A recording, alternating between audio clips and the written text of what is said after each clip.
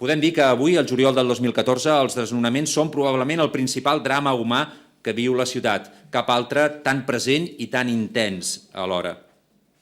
Hem de ser conscients que aquest hivern a Barcelona hi ha hagut milers de famílies que han deixat d'escalfar casa seva i de pagar el rebut de l'aigua per poder pagar el lloguer i per poder menjar, i centenars de famílies que han hagut de triar entre pagar el lloguer o menjar. I aquí tenim un gran contrast.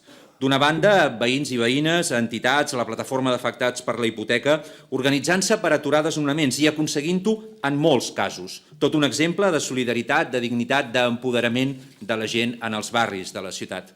I d'altra banda, i aquí ve al nostre entendre el gran contrast d'un govern municipal que no ha aconseguit ni aturar ni tan sols disminuir el drama dels desnonaments. En primer lloc, nosaltres creiem que hi ha un grau d'incompliment alt, molt alt, de les proposicions aprovades i, en segon lloc, les mesures que s'han adoptat, que és veritat que s'han adoptat, han quedat molt lluny de la dimensió de resposta requerida. Ha mancat, per tant, una priorització clara i ha mancat també eficàcia en allò que s'ha fet. Per tant, al nostre entendre, hi ha un doble dèficit de voluntat i de capacitat política. Creiem que la resposta municipal contra els desnonaments hauria de venir orientada per dos grans criteris. D'una banda, i fonamentalment, evitar-los. Per tant, polítiques estructurals, polítiques preventives per fer possible el principi de Barcelona com a ciutat lliure de desnonaments. Ni un desnonament més en situacions de vulnerabilitat social. I, en segon lloc, a cada cas que no es pugui evitar el desnonament, la garantia del dret subjectiu al reallotjament públic i digne. Molt ràpidament, senyora Fandos, hi ha un vell truc que crec que és poc honest, i és que quan hi ha pocs arguments per defensar les seves pròpies polítiques, el govern es dedica a fer d'oposició dels qui no estem en el govern, expressant una sèrie de falsedats i d'ocultacions. És que la taula d'habitatges d'emergència no estava creada, senyora Fandos? És que el programa municipal d'habitatges d'inclusió no estava creat, senyora Fandos? Per tant, no pot dir, com ha dit vostè, que no hi havia res. Però, a més, ocultacions. Miri, vostè feia referència a la lluita de la PA des del 2009 al 2014. Sap que la principal bandera de la PA, quina va ser? El reconeixement de la dació en pagament. Sap quantes vegades el seu grup polític va votar a favor de la dació en pagament en el Parlament de Catalunya i al Congrés dels Diputats? Zero, ni una.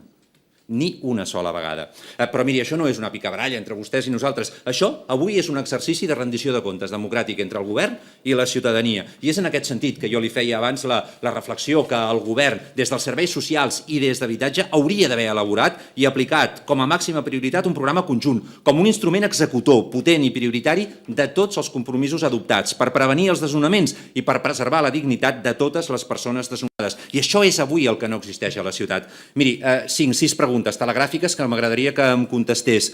Està a favor de derogar el desnonament exprés? Està a favor de superar totes les retallades de prestacions socials d'ajut al lloguer? 9-12 pisos són suficients?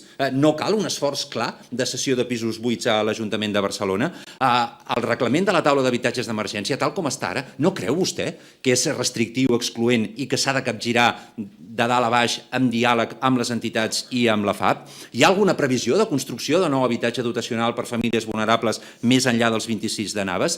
Les multes, els recàrrecs del 50% a l'IBI es començaran a executar aviat?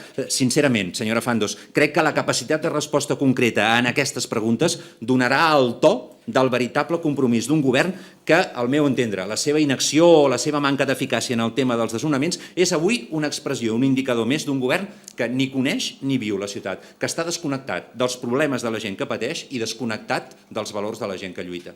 Gràcies.